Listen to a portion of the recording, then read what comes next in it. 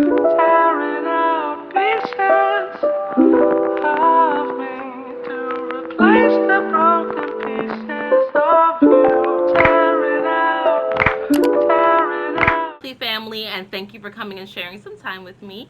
Welcome to today's video. I love and appreciate you all. I know I just said that kind of backwards. It sounded weird coming out my brain, but so it is. So today, in our installment for the 12 Universal Laws, we are on video number 9, and today we are talking about the law of polarity. That's right, not the North Pole, not the South Pole, right?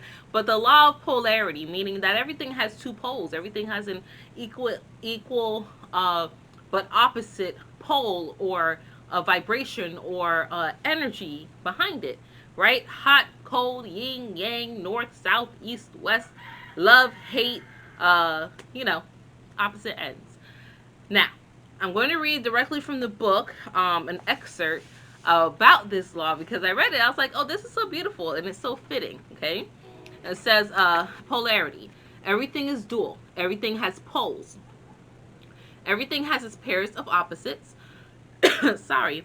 Like and unlike are the same. Opposites are identical in nature, but different in degree. Extremes meet. All truths are but half truths.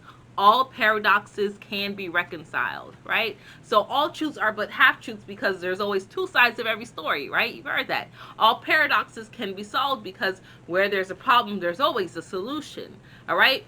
The thing that stuck out to me the most was that opposites are identical in nature but different in degree. So love and hate, they are identical, right? The feeling when you love something feels kind of the same when you hate something, right? It's very jaded, right? Very befuddled. They're both emotions. They're both extreme emotions. If you water it down some, you can probably get to a like or a dislike. But at the opposite ends is extremely love or extremely hate. If you hate something, you can learn to love it. I, for example, used to hate mushrooms and Brussels sprouts. However, now I make them all the time.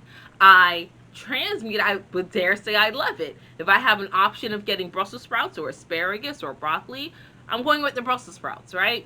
Because I went from one extreme of hate to another of love. All right, I learned to appreciate it, and that's because I transmuted that thought. See, things that are the same, right? Opposites that are identical can be changed, but things that are not opposite, right? So, yeah. I'm gonna hush. I'm gonna be quiet on that. Things that are similar can be changed, but if it's completely different, that's it, right? A dog cannot become a cat, even though they're similar animals. They can't be transmuted or changed, right? But your similar emotions, love and hate, can be changed, right? A human that is slow moving can change, can transmute into a human that is fast acting, right? It's just a matter of changing the degrees, change which way you're swinging, right? Because it's a reference as the pendulum swinging one way. That doesn't mean that the pendulum is always only swinging this way, right? Forward or backwards on the camera. It's not always swinging backwards, but it has to eventually swing back forward, right? Things have two poles and it always swings one way. That's why there's always a balance, okay? But that's why it's like, listen, if you have an issue, you can always find a way how to fix it, all right? You can always find a way to fix it because every paradox has a resolution. It can be resolved. So if you just tweak the degree in which you are measuring at, then you will find the resolution to whatever it is that you're seeking, right? If you take a thermometer has two poles, right? Depending on the temperature, it will read lower on the pole, right, which is cold, right? Because cold is always at the bottom, and hot always rises, right? That's why I get a kick out of it. And this is completely off topic, but I get a kick out of it because when, as a Jehovah's Witness, I was raised that hell was mankind's common grave, right? It's just you're dead, that's it. You're cold, you're lifeless. But in the Christian churches, they were taught that they were teaching, or still teach, that hell is hot, right? The devil got a pitchfork and gonna poke you behind, right? You're gonna be hot, you're gonna be burning up, you're not gonna get no water, you're just gonna be sweating forever, but you never dehydrate because you're already dead, right? But cold air sinks. When you look at Hades in the Greek, sorry about that, my battery died. But when you look at Zeus, in Greek mythology, he's cold, he's blue, he blows frost. That's because hell is hot. Because hell really is translated as mankind's common grave. It's just where you're buried at, right? That's all hell is. So, get that boogeyman out your mind. But anyway, so looking at a thermometer, you see the polarity of cold, you see the polarity of hot, and depending on how you're reading and your perception, something that someone else may feel is hot, someone else will see that it's cold, right? I was in Chicago and they're like, oh, or even better, recently in Pennsylvania, I had to get a light jacket. Because to me it was cold. But they were wearing sundresses. They were like, oh, it's hot. It's hot. We having record breaking heat. I'm like, God, it's so hot.